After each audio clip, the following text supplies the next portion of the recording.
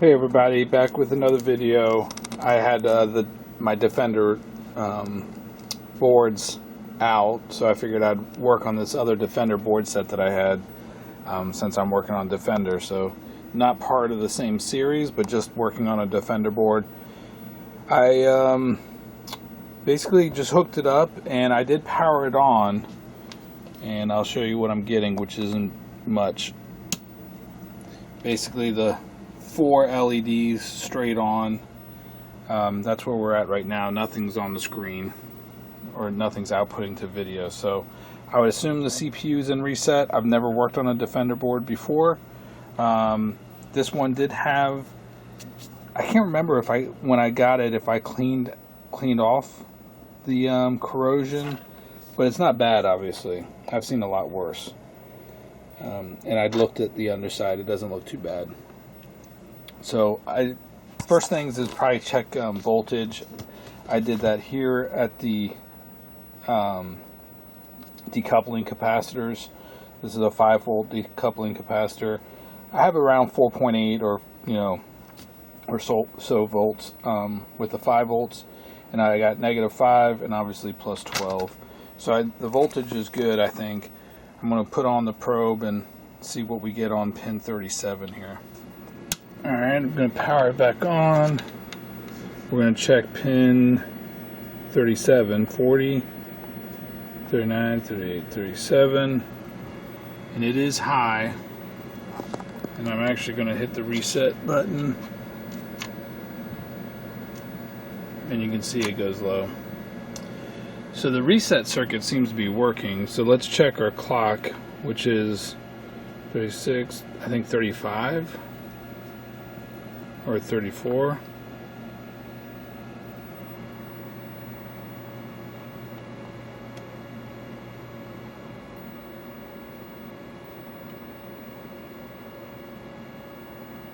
Hmm. 40, 39, 38, 37, 36, 35, 34.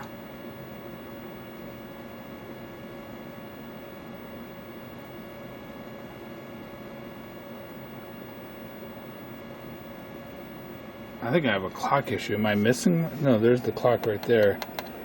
Let me verify which pins are the clock on this thing. All right, real quick, just to test the soundboard.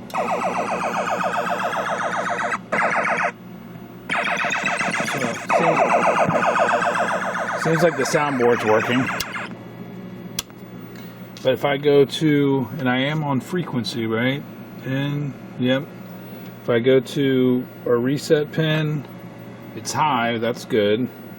And if I go to our E, basically we're in trouble there. I don't even have a trigger. Let me ground my probe.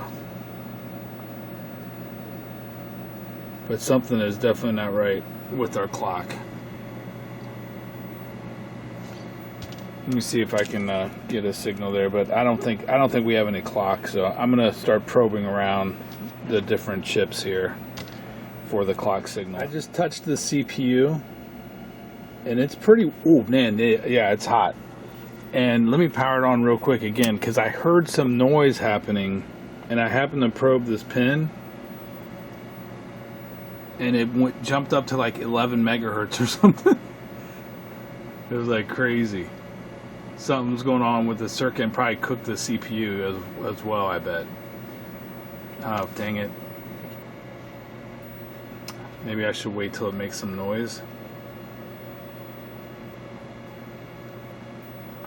Because I heard the speaker pop, and then I just turned around and put my probe right on the clock, and I think I caught it before that it showed 11 megahertz or something.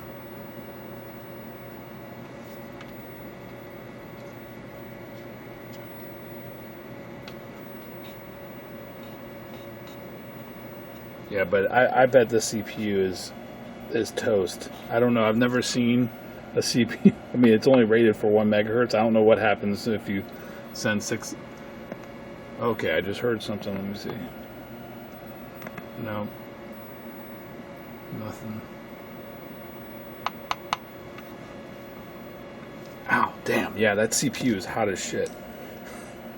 I'm gonna take the CPU out actually and then troubleshoot. All right, there's a great document here, theory of operations for Defender, and has a diagram, because the schematics, I couldn't find a real legible, schematic, but this really just walks you through how the whole board works, and it even has diagrams at each section. So we're actually looking at the clock generator circuit, and we want to look at 7P pin 5, and that is 7P pin 5. That is right here. So let's power on. Look at 1, 2, 3, 4, 5, and we get a 12 megahertz clock, which is correct. And that's what you're supposed to get at pin 8 as well. So that's 5, 6, 7, 8. Yep, that's 12 megahertz. And if I adjust there, that's what our clock is looking like. And I don't have my probe grounded, so it's not going to be as great of a signal there. But so that looks good. And then that goes to, let's look at 6R and make sure we got our 4 megahertz, because that's where the CPU E and Q are getting generated. So 6R, pin 9, and pin 8. So 6R, QR, this is 6R, I think, right here. 6R, pin 8 and 9. 1, 2, 3, 4, 5, 6, 7. Okay, yeah, this is 8. Nothing.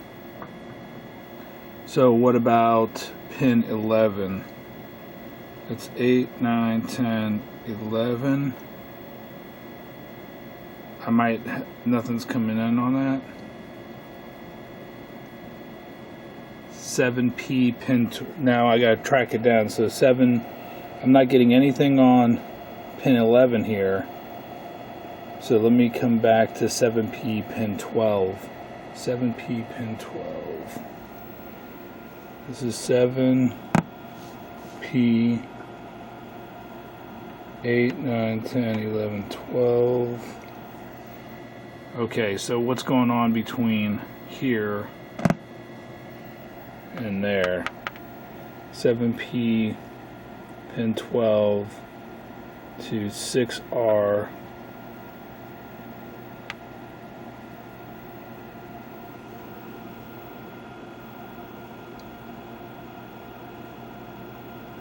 P 6. Oh, this is 6R. Look how bad that chip looks like. This is 6R. I was probably probing the wrong thing. This is 6R. Pin 8 and 9. Okay, so there's my 4 megahertz clock right there, which is right. Sorry, I was probing the wrong thing. And pin 9. Alright, so we got 4 megahertz clock. So we know we got clock there, so that is good, even though that chip looks like it's bent a little bit. It's like, so now let me look at where that is. So we got a good 4 megahertz clock, and 6R pin 6. Let me check 6R. MOP R 6R pin 6. That's the 6 megahertz clock, so that's correct too. Okay, so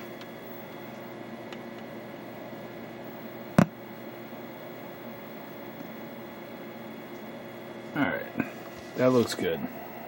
Doesn't seem like the 4 megahertz is really great. I guess it's alright. Yeah, it's getting up to 4 volts, so. Alright, so those clocks are good. Let me figure out what the next step is. Actually, this document is wrong. I had to look at the schematic, but 7L takes the 4 megahertz in. Let me power it back on. 4 megahertz in on pin 3. So let's go to pin 3. 1, 2, 3. Oh, that's 2 megahertz. What? Oh yeah, it's probably pin 11. Let's see, 4L, right? 7L? Oh boy. 2 megahertz, so it's pin 11 that's the 4 megahertz, right? There's 4 megahertz. And then, it puts out 2 megahertz on 8 and 9, which I just showed. And then that loops over to 3, I believe. Okay, there we go. We got our 3. And then that outputs supposed to be 1 megahertz out of 5 and 6. But as you can see here, or right there, I guess, we do not have 1 megahertz coming out of there, and that should be the E, I believe, if I'm not mistaken. Yeah, that's right. So here's pin 3. This document was wrong. That's pin 11. And then that puts out from 8 and 9. 8 comes into pin 3 and creates on pin 5 your E. And that is bad. So I'm going to pull that and replace it. Alright, I socketed 7L. I also replaced it. I'm using a 74 HCT 74. The original was a 7474. I think that should be fine. Yeah, it's not an S, so it should be fine. I could have probably replaced it with an LS too. Let's check that. And I went ahead and replaced the other 2 that were socketed as well. But let's go to pin 6. And we have good CPU there, good clock on pin 5 and 6. So I'm going to put the CPU back in and let's see what we get. Now, I also have a replacement CPU ready because I have a feeling this thing is toast, but we'll try it on. We'll watch the red lights too. Oh. Uh-oh. Maybe that CPU's okay. That was it. I don't know what else is wrong. Let's hit reset.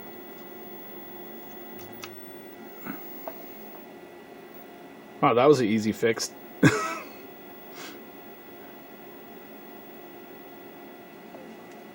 Alright, cool.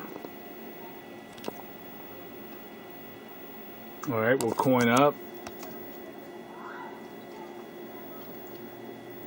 Oh, I don't hear a coin up sound. That's bad news.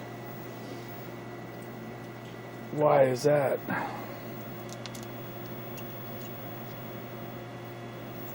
We know the interface board works. So let me try to start a game. Player 1. I don't hear jack crapola.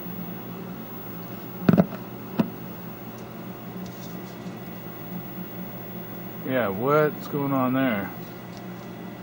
I have some sounds, but not all sounds.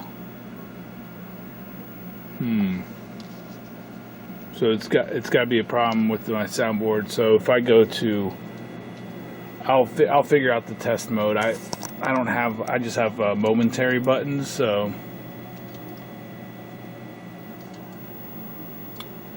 actually my test isn't even working.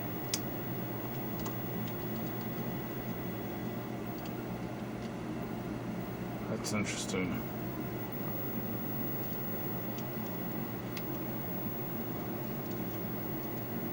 Wacky. Yeah, my test isn't working, but okay. So let me do some investigation. I gotta figure out this sound issue. Alright, I was able to get it into the test mode and none of the sounds are working. Which is kind of weird, right? Because I know the soundboard is outputting sound, so I'm gonna have to do some investigation there. Alright, my switch test. There's my fire, thrust, Smart bomb, hyperspace, 2 players, 1 player, reverse, down, up.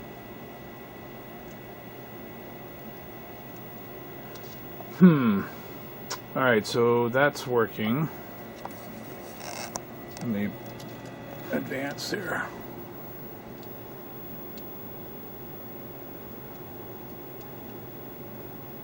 Alright.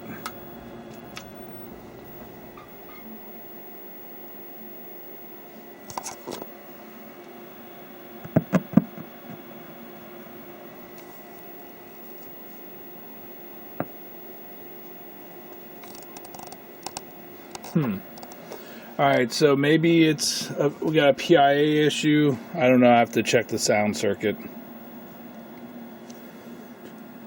Are there specific ROMs that are sound? I don't know. Or it could be that CPU. There's a 6802.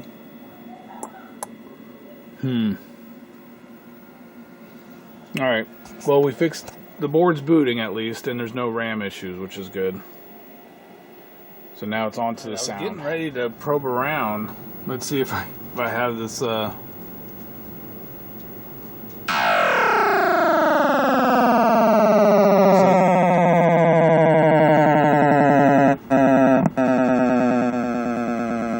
it sounds like the sound is working, obviously.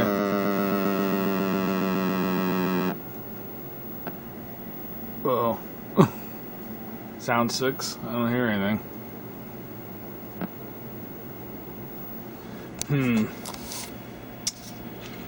I know pin 10, basically I looked at this here, pin 10 through 15, just over here.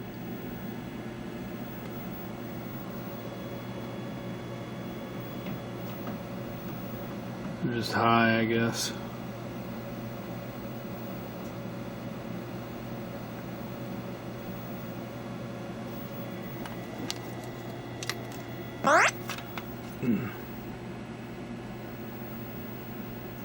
Whoops. I don't know what's going on. Alright, just real quick, because I was filming my Cinestar mirror, and I took it out of some of the rust, the evaporust stuff. And it's definitely better, but it's not great. And I might try sanding this to see. I don't want to do too much of it, but I'll definitely put some polish on it as well, some metal polish. So I might polish it first and see how much better it gets, and then I might sand like one side of it and then see what. I just wanted to get a quick filming of it so I can show progress. That definitely looks better though, for sure. I mean, it would work in the game as is, but I'm going to do something with it. I have a little bit of a strategy on this thing. Hooked up my other soundboard since I have one, and it's obviously working. All the sounds work. I hit coin, and if I start up here,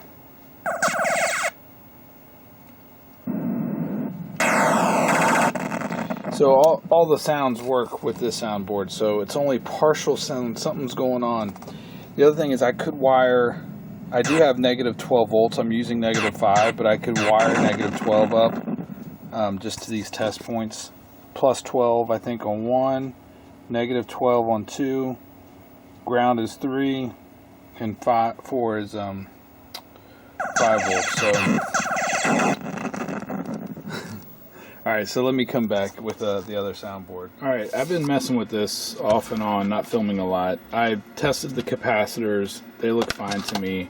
I mean, obviously they're original, but they tested fine. I've been probing some lines on the PIA.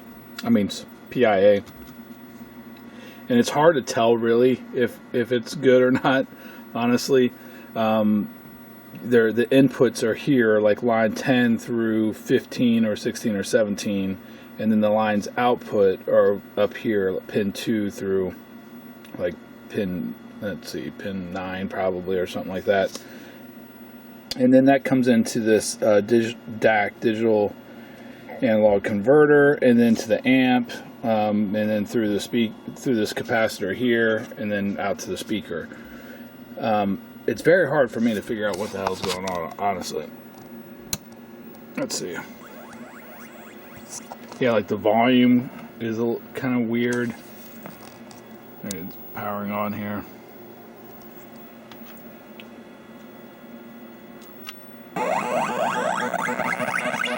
And one of the things I'll do real quick is I'll just hit the test, which is the test on the soundboard, which is just going to play a consistent sound, and turn the volume down a little bit. And that kind of eliminates, basically the inputs, because you'll see that on pin 10, there's absolutely nothing going on. And then this is the processor, like a 68. Let me turn that down.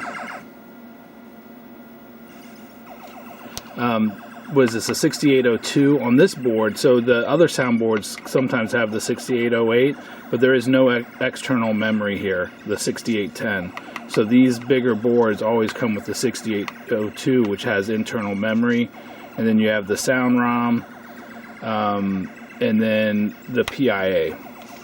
But if I come to pin 2, you'll see that I'm getting activity there on pin 2. That's the output. That's pin 3. That's pin 4. Pin 5 is a little weird looking. I mean, you see something. Like when like that. And then, now it just got louder all of a sudden for some reason.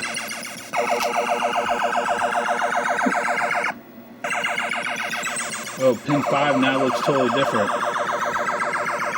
Was pin 5 like locked up and it just all of a sudden freed up? That just happened. That's weird. Yep. Just by pressing on this, something changed. That's pin 6, pin 7, and I wasn't getting activity on those before. Pin 8, pin 9, all of them have activity now. That's crazy. Alright, the only way to turn that off is to... Now, what's going on? Now it seems like it might be working, but I don't know. We'll find out.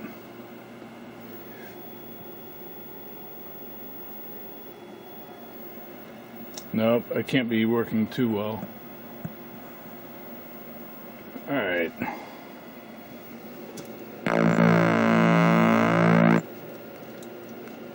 Yeah, it's whacked out.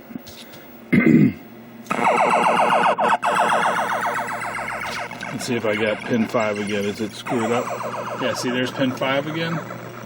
I don't know. Now pin 6, I have no activity. I'm on pin 6 right now, and I'm not getting any activity at all. Oh, no. So it kind of led me to believe that maybe this is a PIA issue. So I'm gonna pause, and didn't I grab a PIA from somewhere? And I'm gonna piggyback a PIA real quick, right here. All right, now I piggybacked a PIA here. Let's go 1, 2, 3, 4, 5. All right, we got activity on 5.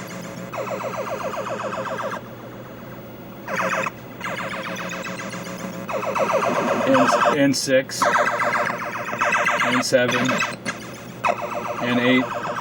I think there's something wrong with the PIA, so I'm going to do that real quick. I'm going to replace it, I guess. Yeah, just one more time. You can hear it. I have the test pattern running, and that's pin 5, see? Something's wrong. But pin 3 looks great. Pin 2, 3, 4,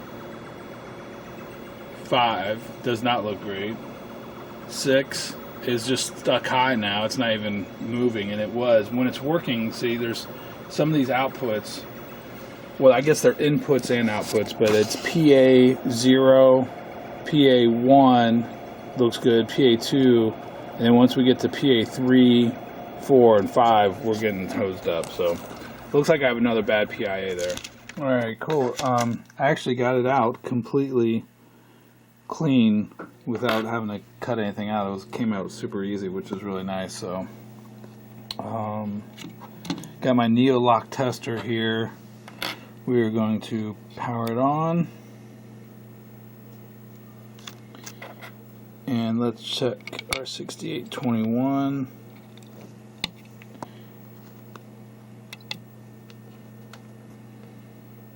Yeah, that's not good.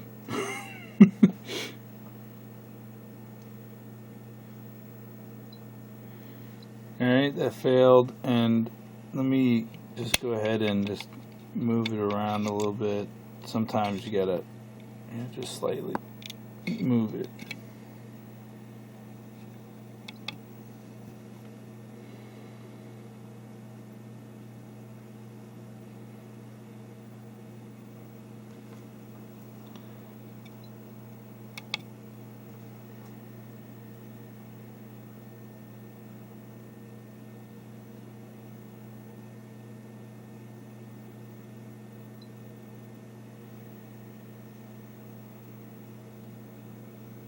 Alright, and just to make sure it's working correctly, we'll test another one here.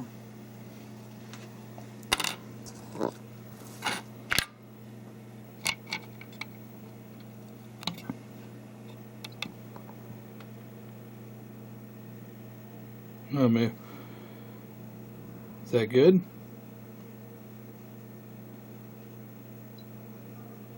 That failed too, that's bad.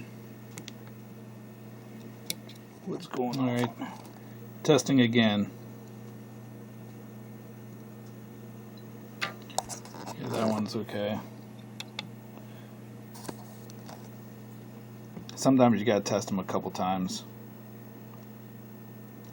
and kind of move it. This is a cheap Chinese ZIF socket, and I had it on testing for 2 passes, so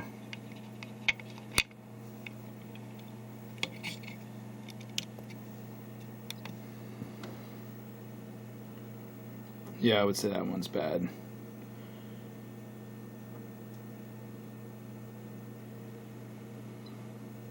Alright, let's put a socket in there and replace that. Alright, looks like I got a low battery. Let's see if we can figure this out. 6821, the PIA is replaced. A lot louder, that's for sure. Gotta reset.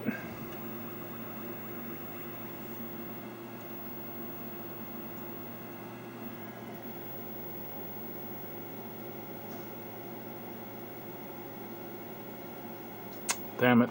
Reset it.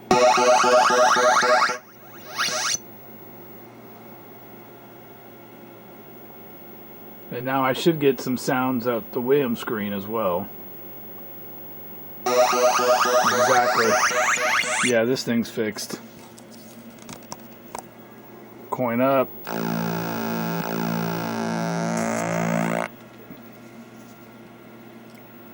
Let's do this.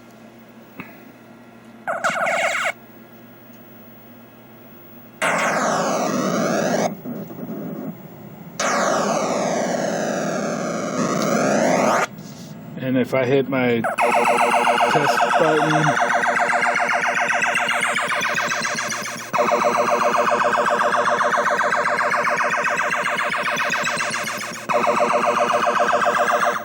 we have activity on all our lines. 2, 3, 4, 5. This is pin. These are the pins. 6, 7, 8,